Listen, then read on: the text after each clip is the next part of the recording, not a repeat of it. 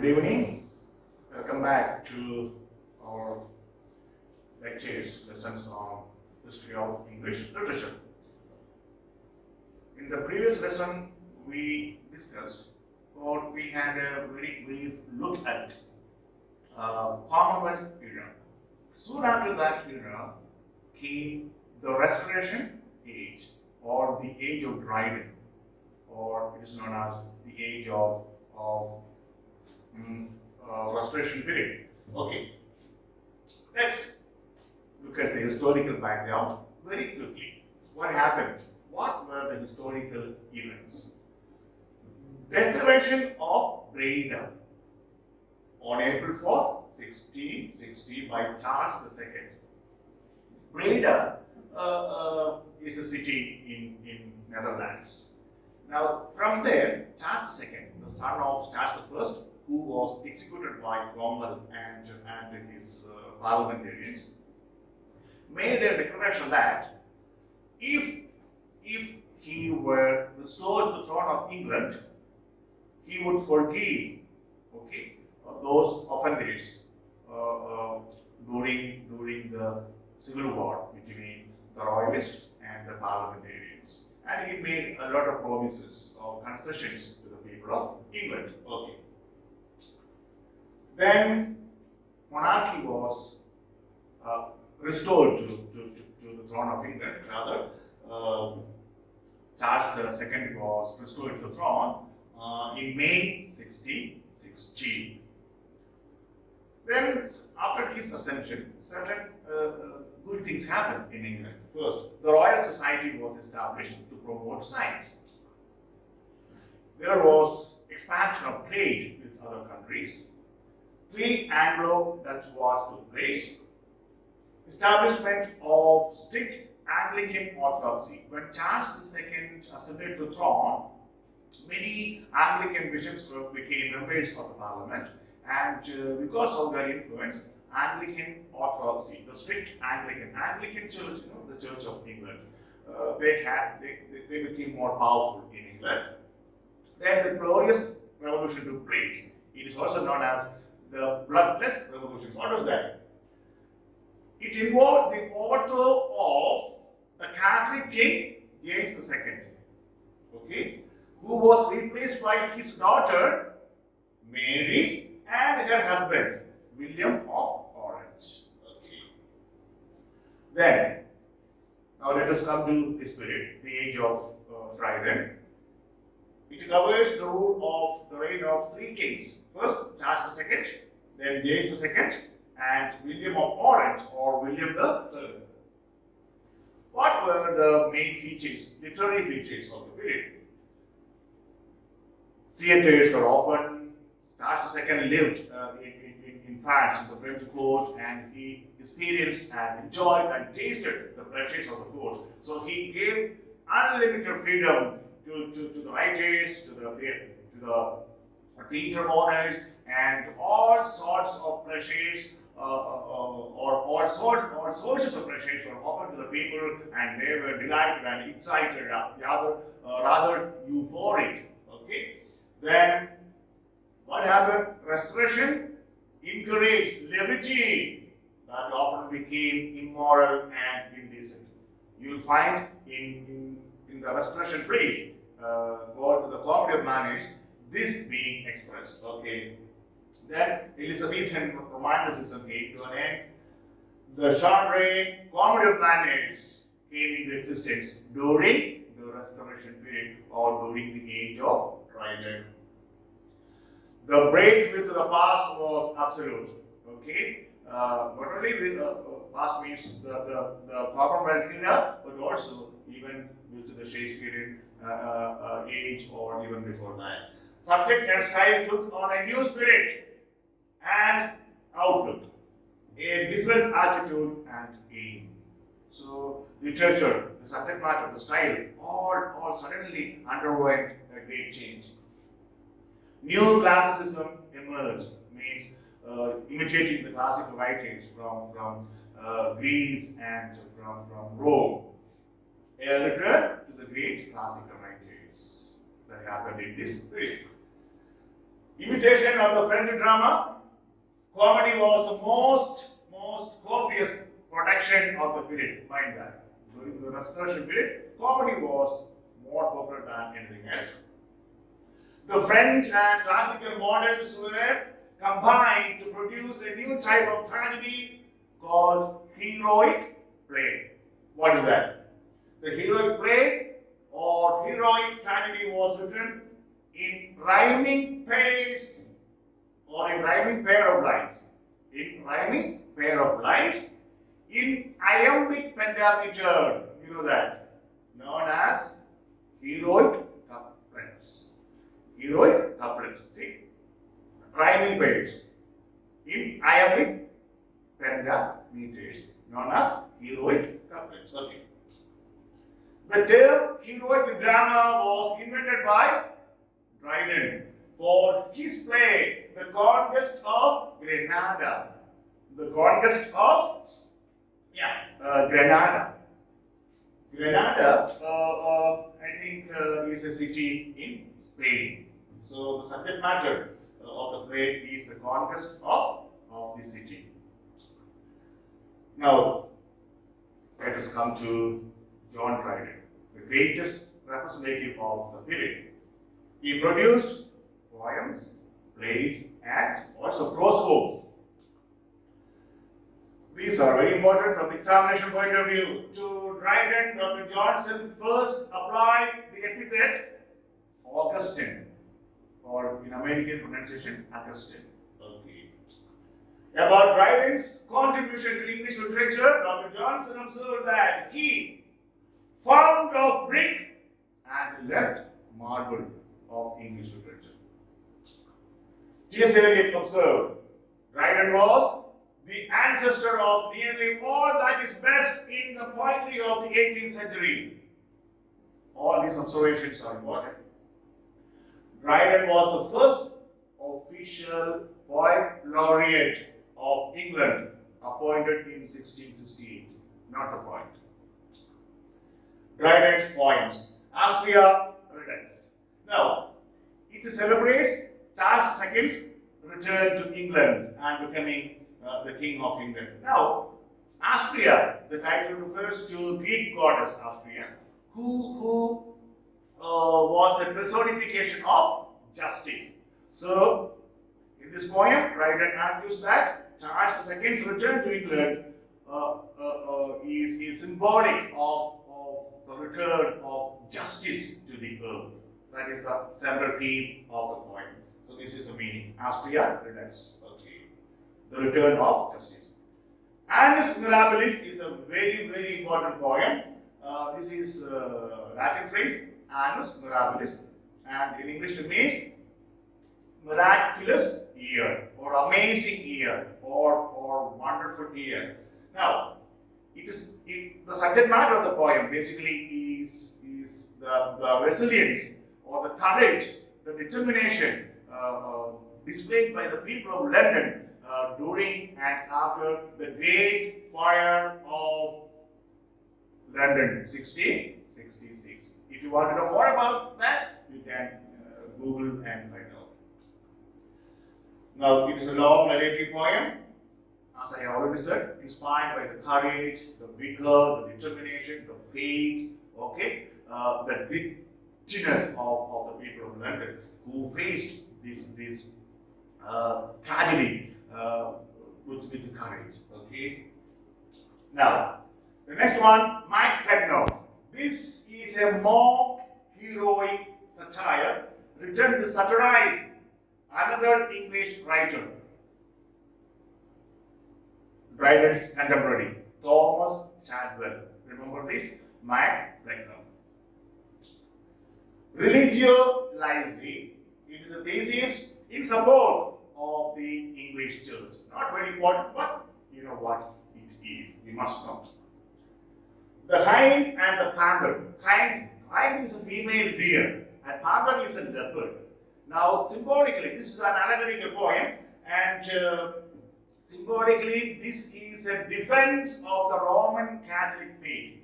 And the hind represents the humble deer, and the panther represents the Protestants and the anti-Protestantism. Okay. Absalom and Achitophel. Now, Absalom and Achitophel have allusions to the Old Testament of the Christian Bible.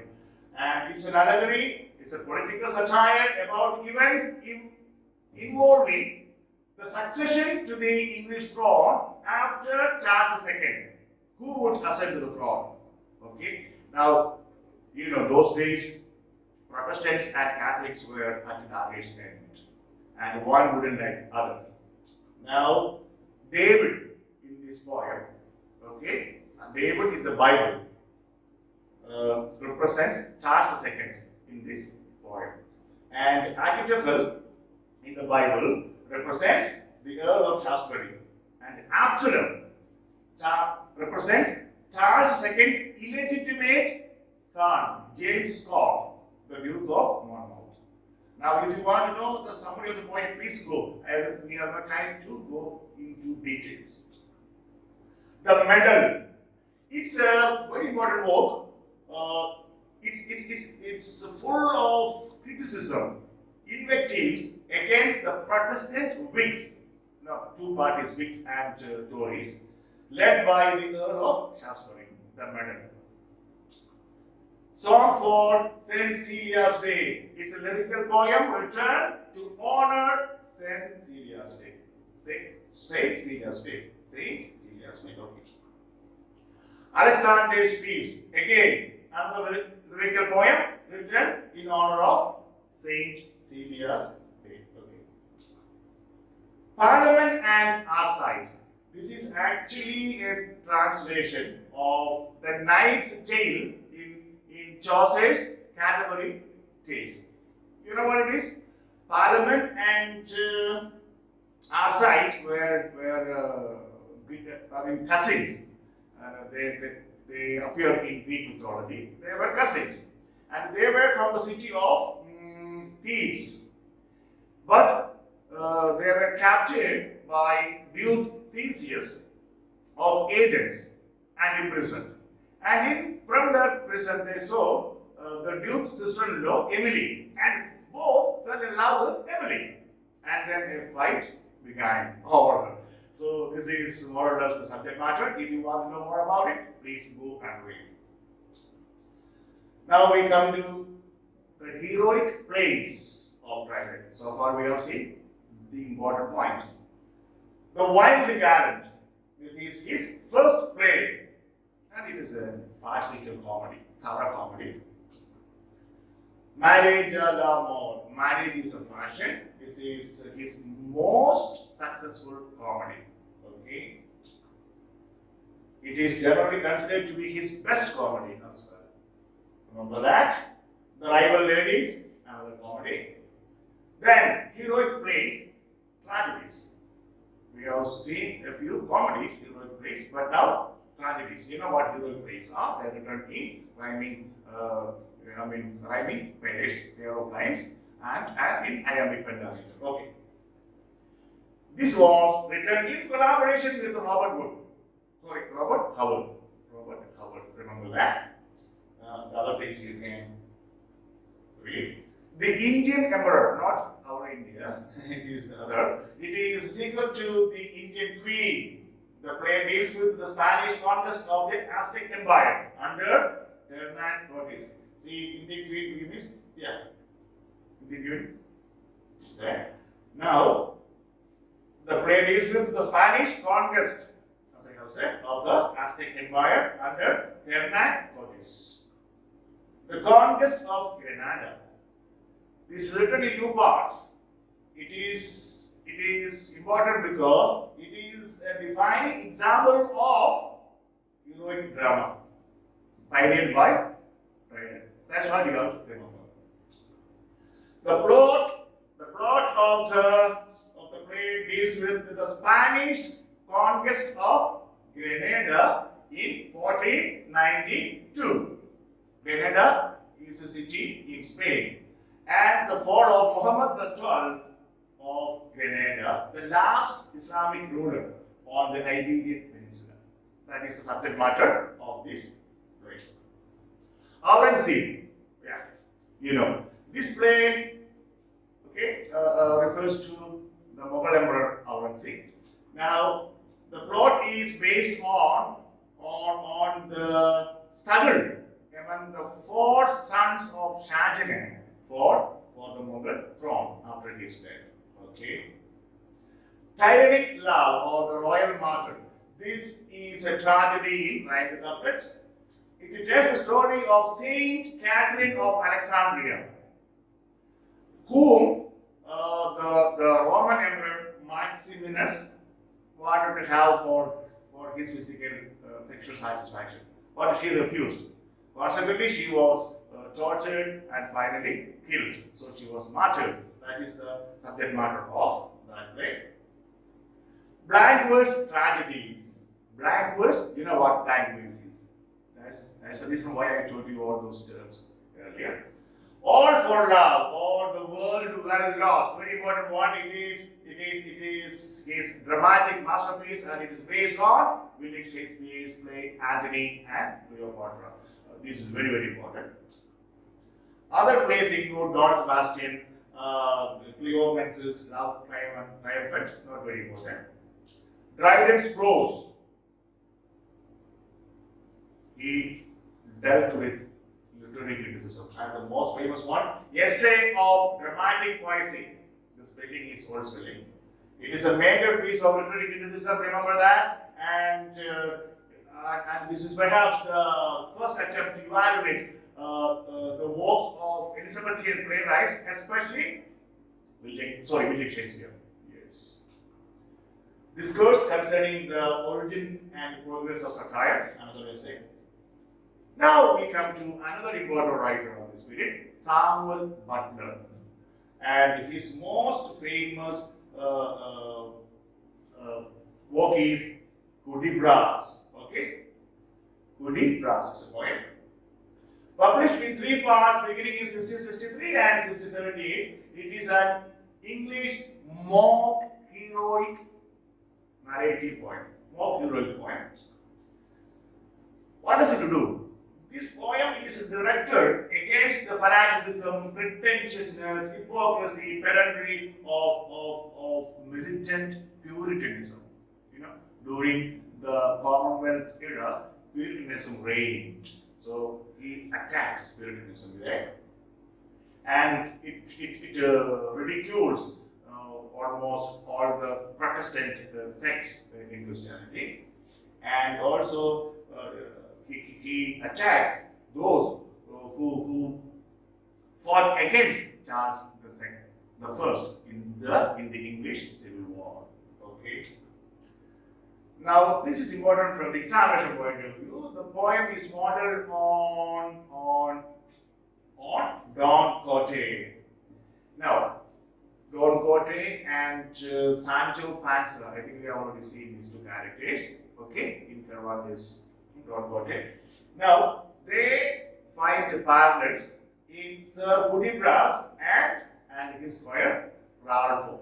So, Don Quixote represents Sir Hudibras and Sancho Panza represents squire Ralph. This is a very important poem, and in many exams this is asked. Next writer, John Bunyan. I think his name is it's a household name. Okay, I think after the Bible, the Pilgrim's Progress was sold most in number. Now, this was published in 2 parts, and what does it do? It simply narrates. It's an allegory. Remember that. It narrates the story of Christian and Christiana, his wife, their 4 children, and their friends' journey to heaven, and all the hurdles and difficulties and barriers that they encountered while they traveling towards heaven. That means it's an allegory which clearly states the struggles that we have to encounter if we want to remain virtuous and inherit our eternal reward that is coming. Grace Abounding is his spiritual autobiography, and it was written when he was imprisoned, between 1661 and 1672. The life and death of Mr. Badman. Now, when Charles II ascended to the throne, he really hunted down a lot of supporters, followers of Oliver Cromwell, and many of them were captured and tried and executed. Even Milton was on the verge of being executed, but because of the intervention of some of the king's closest friends, Milton was saved. So after this persecution, these Puritans started settling down. They had problem with money, with marriage, and all these issues are discussed in this, the life and death of Mr. Badman. The Holy War, that is John Bunyan's second allegory. The first one is the Pilgrim's Progress. What does it do? Here he allegorically represents how human beings relapse into doing wrong things, relapse into errors, and then they get converted into doing good things, and then finally the story discusses the fall of man. In Paradise Lost we have seen already the fall of man, and then the redemption through Jesus the Savior, and then the final judgment. All these are presented allegorically in this story, the Holy War. There is also a kind of historical level of allegory relating to the persecution of non-conformists under Charles II. As I have said, Charles II persecuted many who didn't conform to his reign or to his ideas. A book for boys and girls. It is a children's book containing vigorous poems. In addition to these, John Bunyan wrote many sermons. That's all. I think I have made it as short as possible. I know I have gone a little faster because I don't want to, sort of take a class more than 25 minutes. Now, what you have to remember about the age of dryden is, please be familiar with the important poems of Dryden and the important plays. And then John Bunyan's works, just the names, they won't ask you the story. These are the two, and then Samuel Butler, these three writers are important, and they're important works you must remember. That's all. And the famous opening line, again, after every class I try to give you one famous opening line from famous novels. 124 was mindful, full of baby's venom. Beloved by Toni Morrison. Then what is 124? 124 is the name of the house, the number of the house, where the protagonist, Sethi, S-E-T-H-E, lived with her daughter, and whom she murdered. Why? Because she feared that her daughter would be captured by slave traders. Okay, so this house has a lot of bitter memories. That's why the novel begins with the words 124 was frightful, full of babies. Okay, that's all for today, and there will be one more lecture on the restoration period. The part 1 is over. Now there is one more, part 2 on restoration period. Let us see what is there in that second part. Till then, take care and work hard. Bye.